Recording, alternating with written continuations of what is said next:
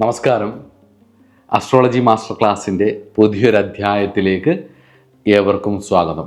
നമ്മൾ കഴിഞ്ഞ എപ്പിസോഡിൽ പറഞ്ഞിട്ടുള്ള റൂൾസ് ബേസ് ചെയ്തിട്ട് വേണം ഈ ഒരു സബ്ജക്റ്റിലേക്ക് ഇറങ്ങിച്ചെല്ലാൻ. കാരണം നമുക്ക് ഓരോ സബ്ജക്റ്റുകളും പറയാനാണെങ്കിൽ ഒരുപാടുണ്ട്. ചെറിയ രീതിയിൽ അതിൻ്റെ മെയിൻ തന്തു എന്താണെന്നുള്ളത് മനസ്സിലാക്കാവുന്ന രീതിയിലാണ് നമ്മൾ ഈ വീഡിയോ ചെയ്യുന്നത്. നമ്മൾ ഇന്ന് ചെയ്യുന്നത് ഷാഡോ പ്ലാനറ്റ്സിനോടൊപ്പം യോഗം ചെയ്യുന്ന ഗ്രഹങ്ങളുടെ ഫലങ്ങളാണ്. അതിൽ പ്രധാനമായിട്ടും ഒന്നാമത്തെ ഗ്രഹമായിട്ടുള്ള രവി രാഹുവുമായിട്ട് യോഗം ചെയ്യുമ്പോഴുള്ള ഫലം. രാഹുവിനെ കുറിച്ച് പറഞ്ഞിട്ടുള്ള കാര്യങ്ങളെല്ലാം മനസ്സിലാക്കി വെക്കണം. അതുപോലെ തന്നെ രവിയെക്കുറിച്ച് പറഞ്ഞിട്ടുള്ള കാര്യങ്ങളെല്ലാം മനസ്സിൽ വെച്ചുകൊണ്ട് വേണം ഈ വീഡിയോ കാണാൻ.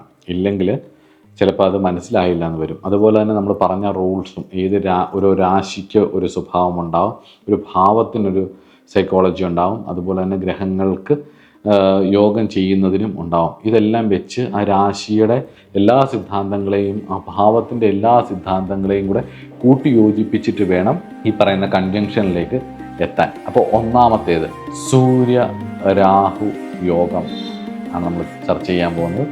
അസ്ട്രോളജി മാസ്റ്റർ ക്ലാസ്സിൻ്റെ പുതിയൊരധ്യായത്തിലേക്ക് ഏവർക്കും സ്വാഗതം.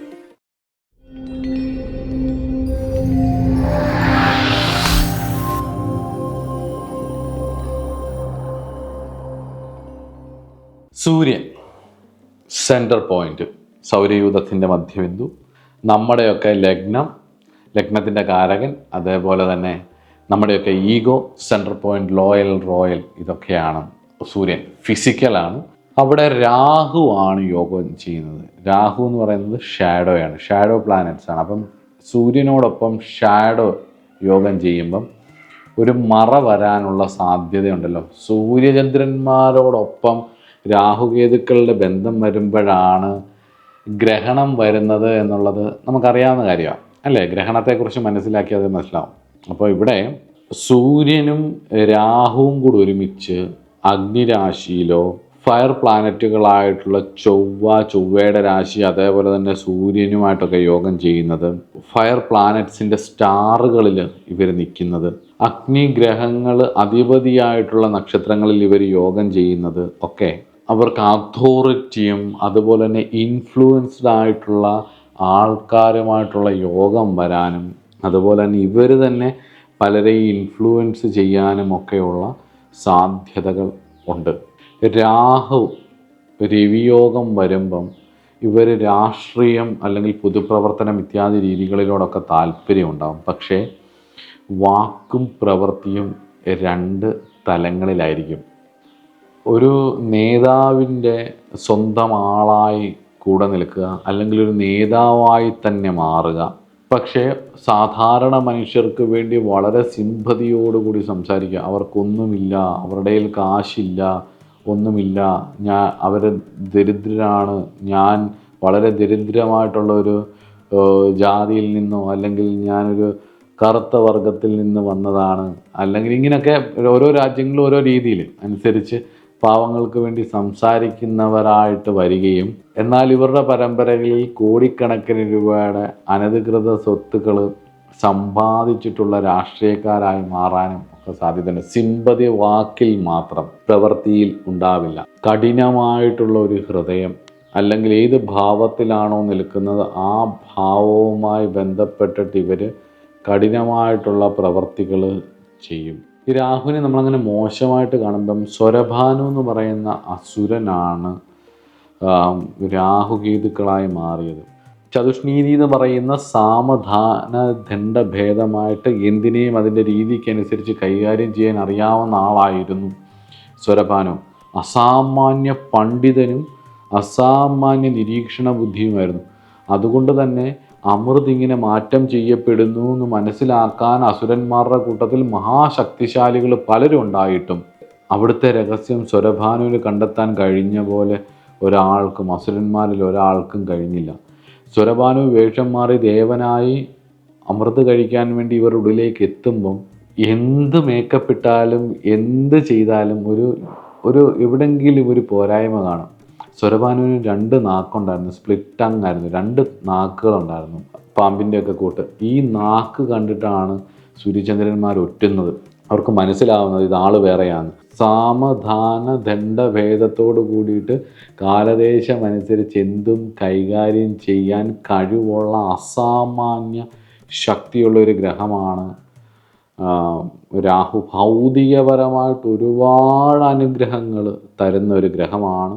ഇത്രയും വലിയ അമൃത് കൊടുക്കുന്ന ഒരു ദേവസദസ്സിലേക്ക് ഒരു ചെവിയും അറിയാതെ നുഴഞ്ഞു കയറാനുള്ള കഴിവ്, അപ്പം ആ രഹസ്യത്തെ തിരിച്ചറിയാനുള്ള കഴിവ്, അവിടെ ഒരു ഇംപെർഫെക്ഷൻ അധർമ്മം കൊണ്ടാണ് പലപ്പോഴും വരുന്നത്. ഇപ്പം രാഹു ധാർമ്മികമായിട്ട് പ്രവർത്തിച്ചുകൊണ്ടല്ലോ. ഇപ്പം രാഹുവിൻ്റെ കിട്ടുന്ന കഴിവുകൾ, രാഹുവിന് ആരുമായിട്ട് യോഗം ചെയ്യുമ്പോഴും കിട്ടുന്നൊരു കഴിവുണ്ട്. അതിനെ അധാർമികമായിട്ട് പ്രവർത്തിച്ചാൽ ഈ അമൃത് കുടിക്കൂലോ, അപ്പോൾ അമൃത് വരെ കിട്ടും, കയ്യിൽ വരെ എത്തും, അത് വളഞ്ഞ വഴിയിലൂടെ കയ്യിൽ വരെ എത്തും, അത് തൊണ്ട വരെ വരികയും ചെയ്യും. പക്ഷെ അത് നമ്മുടെ തല പോകുന്ന രീതിയിലുള്ള അവസ്ഥകളിലേക്ക് അത് കൊണ്ടുവന്നെത്തിക്കും, പൂർണ്ണതയിലേക്ക് എത്തിക്കുന്നില്ല. പൂർണ്ണതയിലേക്ക് എത്തിക്കുന്നത് എപ്പോഴും എന്താണ്? ധർമ്മം ധർമ്മം ആണ്. അപ്പം രാഹുവിൻ്റെ കഴിവുകളെ നിങ്ങൾ ധാർമ്മികമായിട്ട് ഉപയോഗിച്ചാലാണ് ഹൈലി സക്സസ്ഫുൾ ആവുന്നതും വ്യക്തി എന്നുള്ള രീതിയിൽ ഒരുപാട് വിജയിക്കുന്നതും. ഇവിടെ രവിയായിട്ട് യോഗം ചെയ്യുമ്പം ആരോടും പറയാതെ ചെയ്യുന്ന പല വിഷയങ്ങളും ശ്രദ്ധയോടുകൂടി ചെയ്തില്ല എങ്കിൽ ഒരു പക്ഷേ നാണം കെടും. രവി രാഹു യോഗം മാനഹാനി ഉണ്ടാക്കും. മനസ്സിലാവുന്നുണ്ടോ?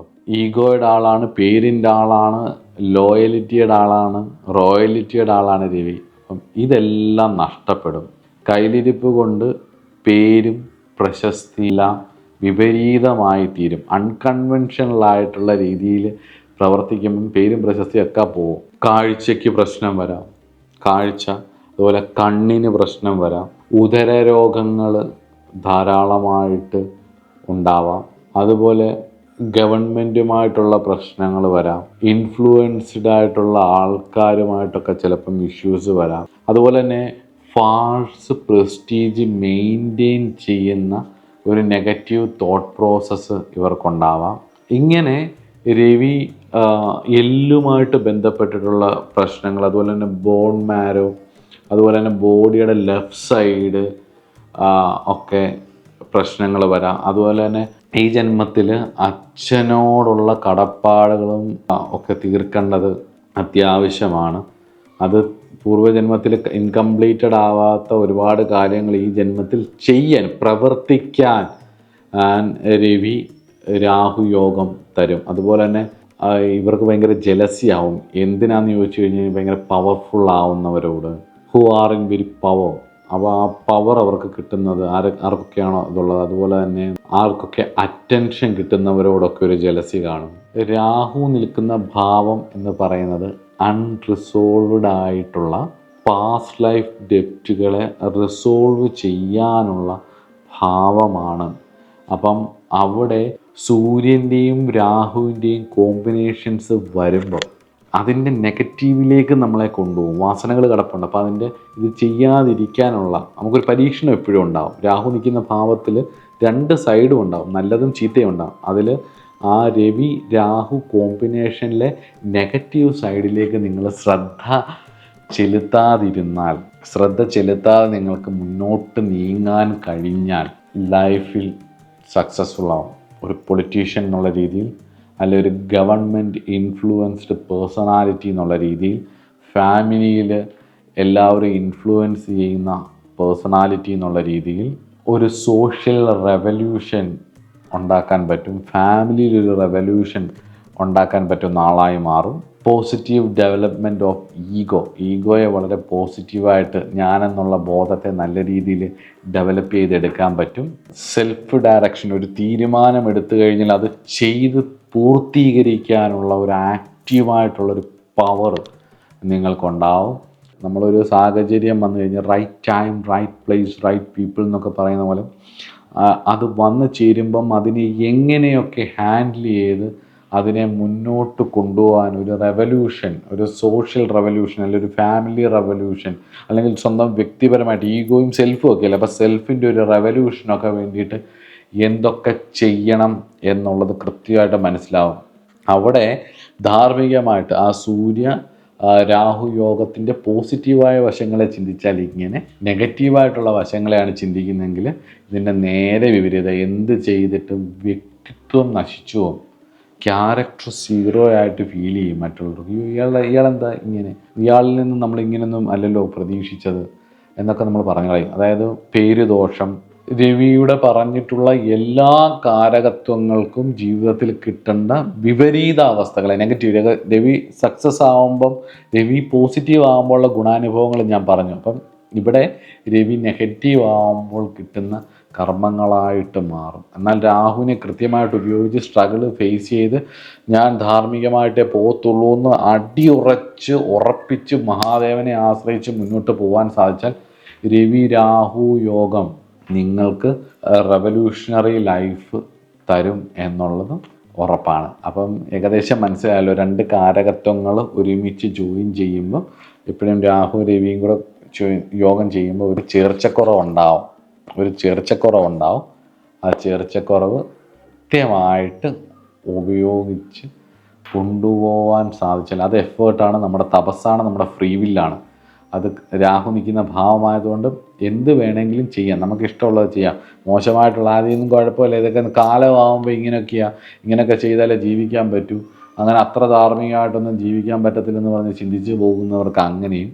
അതല്ല, ഇതിങ്ങനെ മതി, എനിക്ക് ആ ഒരു ക്വാളിറ്റി വേണം, ആ ഒരു നന്മ വേണം, ധർമ്മം വേണം, അതിലൂടെ തന്നെ ഈ കാര്യങ്ങൾ ഞാൻ നടത്തിയെടുക്കും, അതിന് വേണ്ടിയിട്ട് എത്ര സ്ട്രഗിൾ ചെയ്യേണ്ടി വന്നാലും എൻ്റെ റിസൾട്ട് അങ്ങനെ മതി എന്ന് ചിന്തിച്ചാൽ അതങ്ങനെയും തരികയും ചെയ്യും.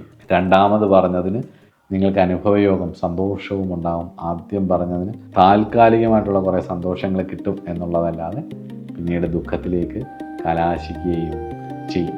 അപ്പം ആദ്യത്തെ കൺജങ്ഷനായിട്ടുള്ള രവി രാഹു യോഗം മനസ്സിലായെന്ന് വിശ്വസിക്കുന്നു. അപ്പോൾ അടുത്ത ക്ലാസ്സിൽ കാണാം. നമസ്കാരം.